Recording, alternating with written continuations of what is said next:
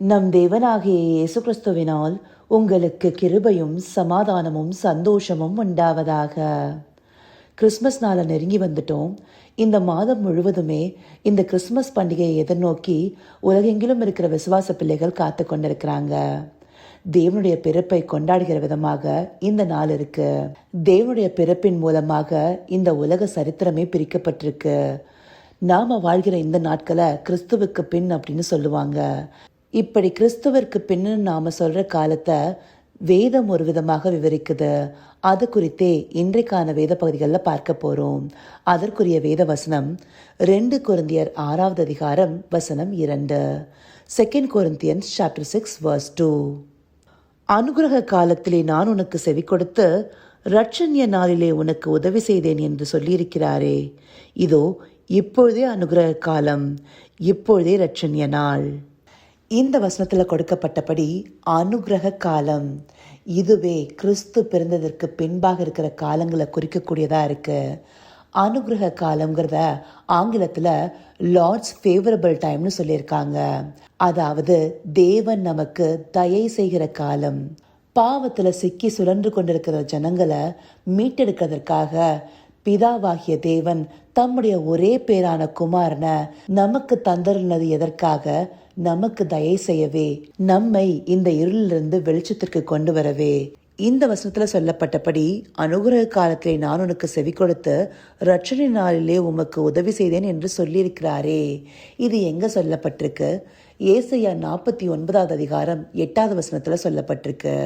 அங்க பார்த்தோம்னா, பின்னும் கர்த்தர் அனுகிரக காலத்திலே நான் உமக்கு செவி கொடுத்து இரட்சண்ய நாளிலே உமக்கு உதவி செய்தேன். நீர் பூமியை சீர்படுத்தி பாலாய் கிடக்கிற இடங்களை சுதந்திரிக்க பண்ணவும். இது இஸ்ரவேலுக்கு கொடுக்கப்பட்ட நம்பிக்கையின் வார்த்தைகளா இருக்கு. இது மேசியாவின் வருகையை பற்றின ஒரு தீர்க்க தரிசன வார்த்தையாக இருக்கு.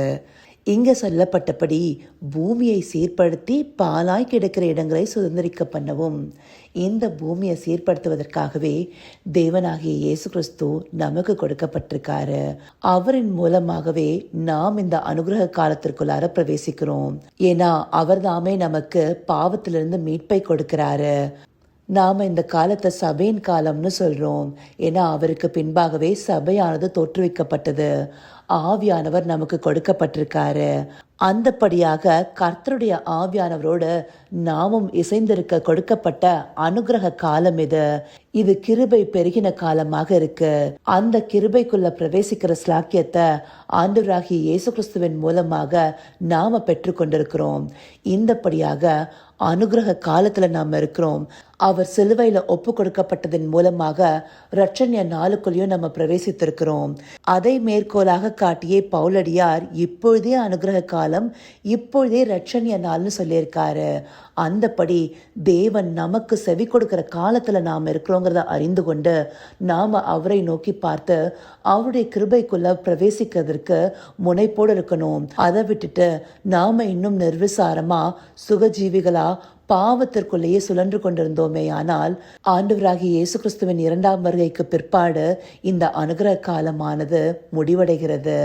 தேவன் நமக்கு செவி கொடுக்கிற காலங்கள் போய் உபத்திரவத்தின் காலம் மக்களை கலங்கடிக்க பண்ணும்.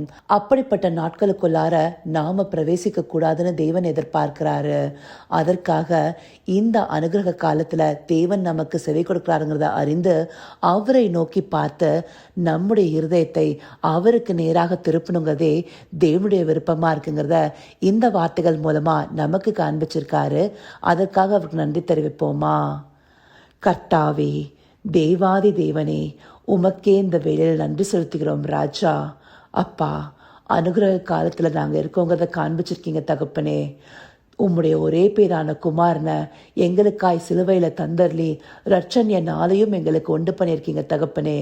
இதை அறிந்தவர்களாய் எங்களுடைய இருதயங்களை உம்மை நோக்கி திருப்பி நீர் எங்களுக்கு செவிசாய்க்கிறீங்கிறத அறிந்து கொண்டு உம்முடைய கிருபைக்குள்ளார பிரவேசிக்கிற ஸ்லாக்கியத்தை நாங்கள் பெற்றுக்கொள்பவர்களாய் நடந்து கொள்ள தேவரீர் எங்களுக்கு தயவு பாட்டுங்க தகப்பனே.